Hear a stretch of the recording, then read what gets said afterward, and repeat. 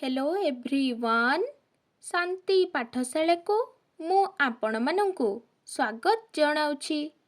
आजिकार एक नूतन वीडियो रे आमे आलोचना करिबा स्वास्थ्य ही संपद विषय वस्तु को नहीं एक सुंदर रचना। वीडियोटी को आरंभ करिबा पूर्वरु चैनल को सब्सक्राइब करिनियंतु एवं पाखरे थिबा बेल आइकन टी को मध्य प्रेस करि दियंतु। चलंतु आरंभ करिबा। देहर सुस्थ बा निरोग अवस्था को स्वास्थ्य कुहा जाए। स्वास्थ्य धन रत्न भली एक संपद।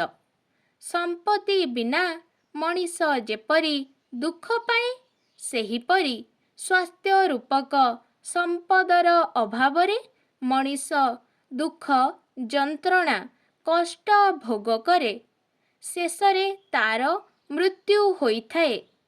स्वास्थ्य ठीक थिले आमे जे कोनोसी कार्य को सहजरे करि पारिबा। स्वास्थ्य भल थिले मन सर्वदा आनंद रहे। काम करिबाकू उत्साह जन्मी थाए।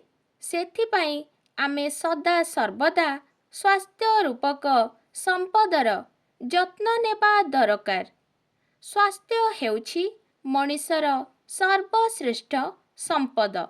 दुनिया रे टंका सुना घर जमी आदि नानादी संपत्ति रहिछि, मात्र से सकल संपत्ति ठारू स्वास्थ्य रूपक संपत्ति सर्वश्रेष्ठ।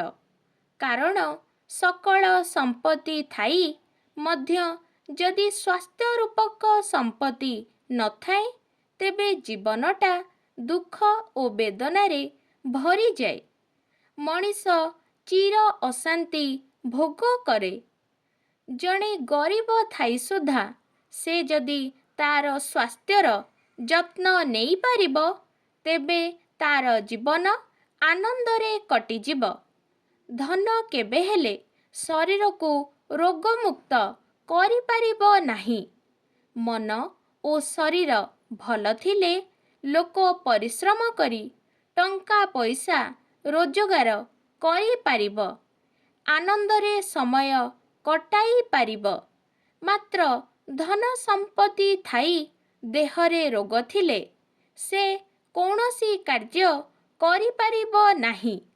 रोग भल करिबा पाई मनीष टंका पैसा खर्च करे। फलरे धनी लोक सर्वस्वांत होई जाए। एणु एथिरु जणागला स्वास्थ्य आमको आनंद दिए। तेणु स्वास्थ्य रूपक संपद अर्जन करिबा समस्तंकर काम्य। उपयुक्त जत्न नेले जाई मनीष उत्तम स्वास्थ्यर अधिकारी होई पारिब।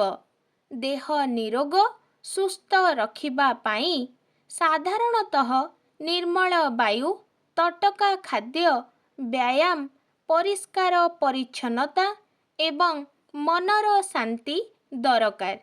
देह भल रहिबो बोली बहुत गुड़ाए खाइदेले चलिबो नाही। ठीक समय रे आवश्यक परिमाण रे सुषम खाद्य खाइले एहा शरीर को सुस्थ और बलिष्ठ कराई थाए।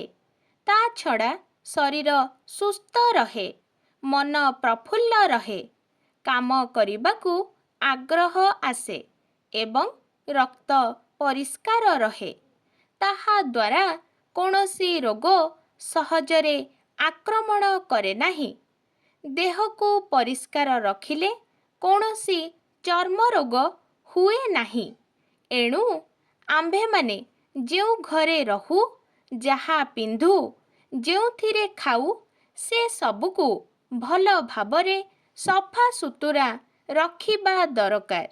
घर भीतर को निर्मल वायु और आलोक जीवार व्यवस्था करिबा उचित। घर तियारी बेले घर को जेपरी आलोक और पवन आसी पारिबो सेथि प्रति दृष्टि रखिबा दरकार। ता छड़ा ଘରର ଚାରିପାଖ ବିଲ ଲଟା ବୁଦା ସନ୍ତସନ୍ତିଆ ହୋଇ ରହିଲେ ମଶା ମାଛିମାନେ ସେଠାରେ ବାସ କରନ୍ତି। ମଶା ମାଛିମାନେ ମଣିଷର ପ୍ରଧାନ ଶତ୍ରୁ।